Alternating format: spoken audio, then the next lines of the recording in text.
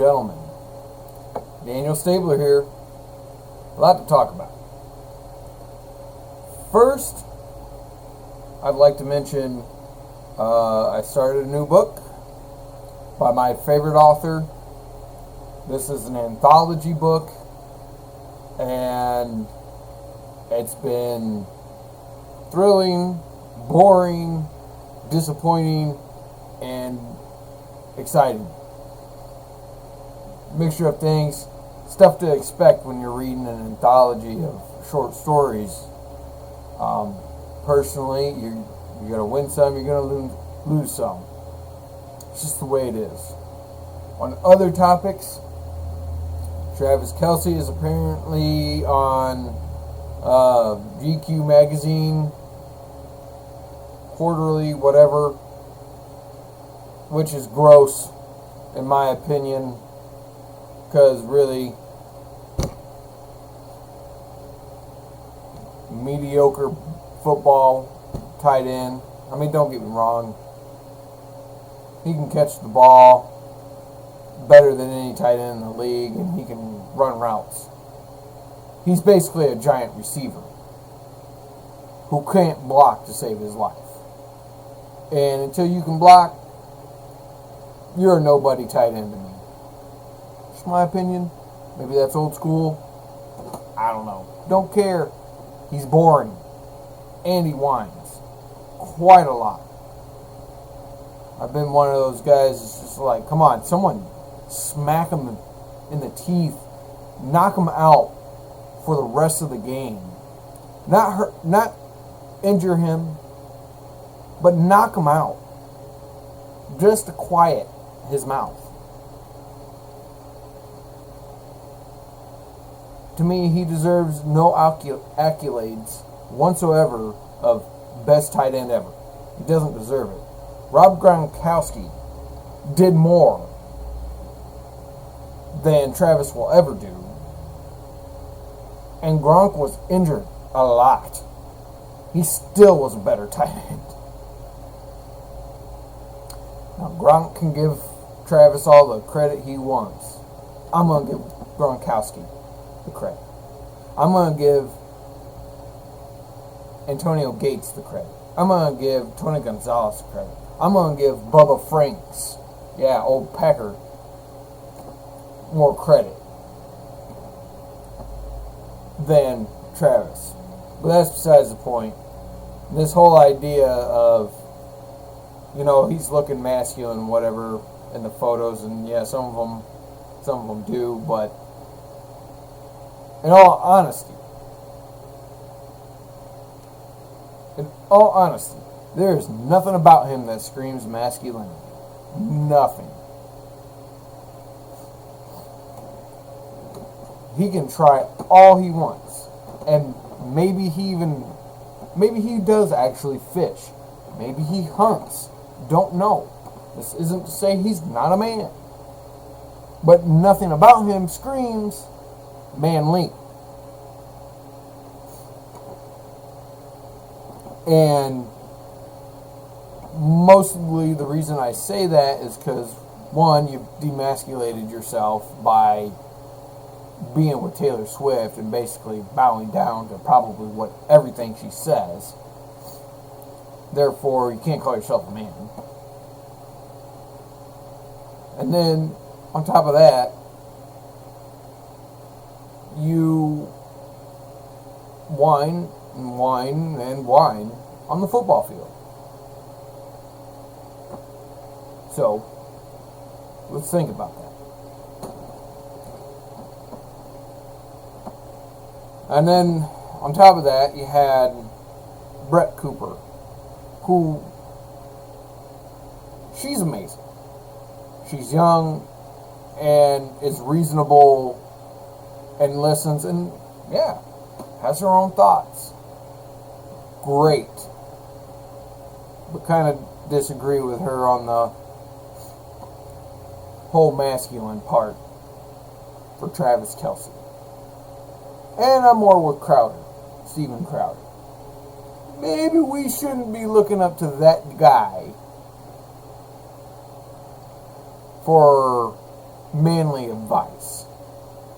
Just, go about your way. Your brother's more masculine than you are, Travis. Sorry. But not sorry. Anyway, so I wanted to get that off my chest. It's just, Brett, you're great. Keep doing what you're doing. But just, I don't know. Like, if you actually watch football and you watch Travis Kelce and then you see some of the photos he took for GQ, masculine, but anyway, I gotta move off this topic.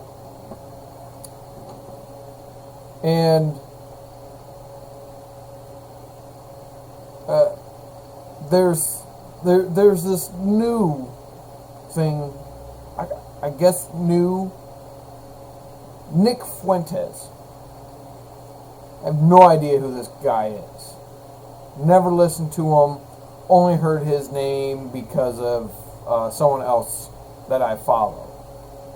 And I follow the guy only for his music. But he apparently really likes Nick Fuentes. Problem is, there's all kinds of rumors that swirl around him. Is he gay? Is he straight? No, he's a Christian. Is he? I don't know. And quite honestly, I don't want to know. Watched some Jason Whitlock videos on this whole Nick Fuentes thing. And apparently he's gaining ground to even potentially have a presidential bid. When he's of ripe age. Right now he's only 26. Give the guy credit for building such a platform at a young age. But no, who is he? And I'm not actually asking for anyone's opinion. So I just want to get that out of the way. I can do my own research. I'm just not interested. I'll get more interested though if it does blow up to a potential presidential bid. Right now, as it's just talking, he's too young. He can't even run. I'm not that worried. But eventually, something's going to hit the fan. Because here we are, as Christians, and as conservative Christians at that, trusting people we shouldn't trust. Like Tim Pool. Shouldn't trust him. Don't know why conservatives do. Once asked that question, I said because he speaks with common sense. Even a liberal can have common sense on occasion. Tim Pool has literally admitted that he is not a conservative. He's not. And y'all gonna be made fools of who follow him when he votes Democrat in the next election. And he will. Again, I gotta digress. Because I really can't stand Tim Pool. But there are others. Dave Rubin. He's another one. He's gay. He's not a real conservative. Yes, it's great that he has some ideals that go with a political conservative movement. But if you as a Christian are a conservative, you best believe he is not on your side when it comes to the biblical worldview for your politics. And make no mistake, God's word should always direct how we vote. It should direct what we care about. For instance, abortion. It's a no-go. And it will always be a no-go. Gay marriage, to be quite honest, marriage shouldn't even be a law. It shouldn't be something any of us argue for as a law. Marriage is a construct that was made by God, given to us, men and women, to join together as one and be with Him forever. It is a promise with God. It is not a man-made construct. So it shouldn't even be in a government bylaw, state, local, or fed.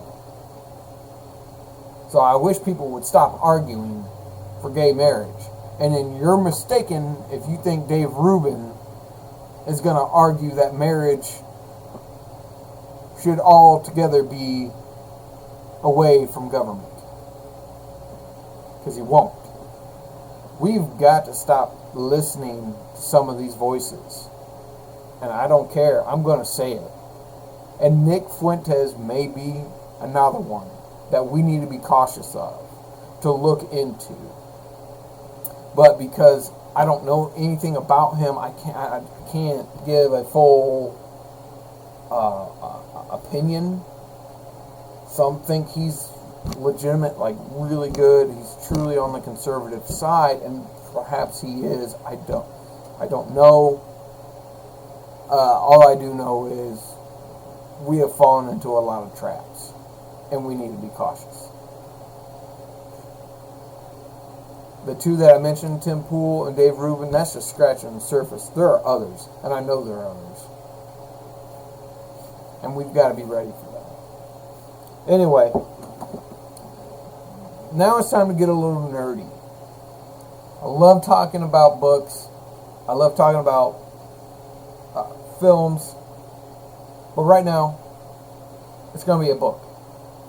And this anthology that I have been reading by Lee Child has, like I said, been good, boring, disappointing, and joyous, all at the same time. Because the first couple stories were kind of like, okay. Then I got to the story that the title is also named, which is Safe Enough. And I was like, yeah, this one was really good. It didn't really have a surprise ending. For some, it might go that way, but it was overall, so far, the most exciting story. So he also picked the right one to name the book, title the book after. But it just, the way that it happened, the sequence of events for a short story, it was fun to read. And now, he's had a couple others in it. But it's also been refreshing that a lot of these stories have not been his typical writing, which are Jack Reacher novels, which are crime thrillers. He has crime thrillers in this one, but sometimes it's not, the main focus isn't the detective. Sometimes it's the perpetrators, which is fun. And he's had some stories where I scratched my head and was like, what was this? It was just an idea that was in your head and you decided to write it, and that was that. I don't really know. It lulled me to sleep. Short stories should not be lulling people to sleep, but it happens.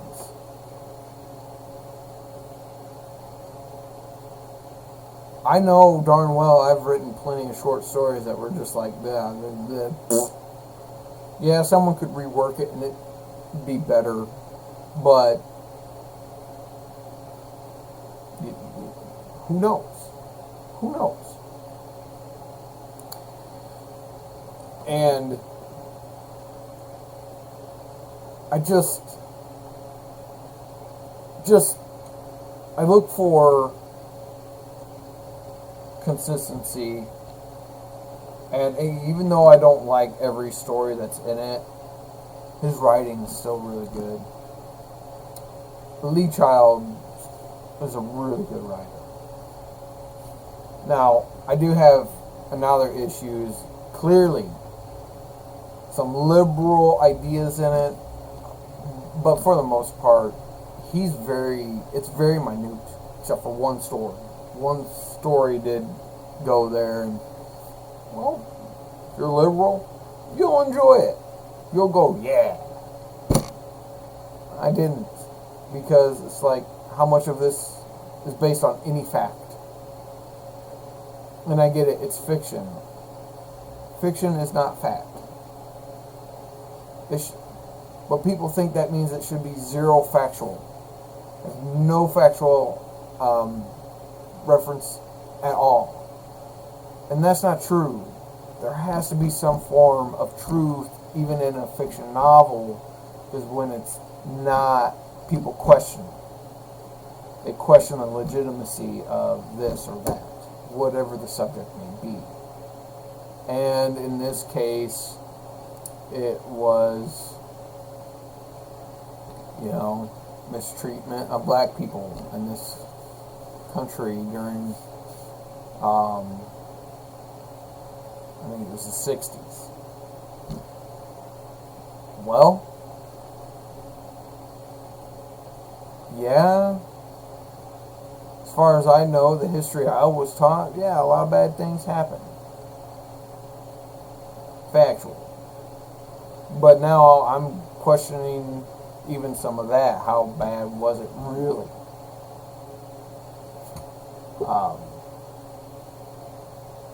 I don't know. But I get tired of, because anymore, that's old hat. There are literally thousands of authors writing this kind of crap. Can't you be one of them that just says, nah, I'm going to write what I want to write? And I'm not saying he didn't want to write that story. I'm just saying there's so many that do it. Can't you be, I don't know, be one. But that's the other reason why I like him.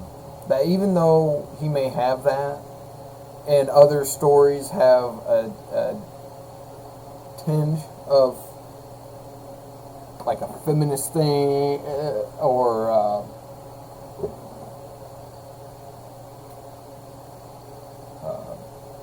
trying to think what the other,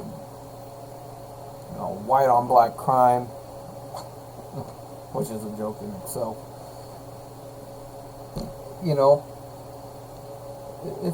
It's a small part. I can get through that. The rest of the story is fantastic. You gotta pick and choose your battles too when it comes to that. If you want to go full on conservative, well, are you mixing politics into it too? Personally, the subjects used to not be political. Fortunately, they are now, and that's the other thing that makes them annoying. So someone like me who wants to remain conservative, I try not to really bring out political messaging in my stories. I just want them to be real. And God willing, they will be. And they're his ideas anyways. I only write an idea he gives me. And he deserves all credit. God is first and foremost. And through that, I'm hoping that, I know, not hoping, but I know what he's given me it's a story for fun and for some correction maybe.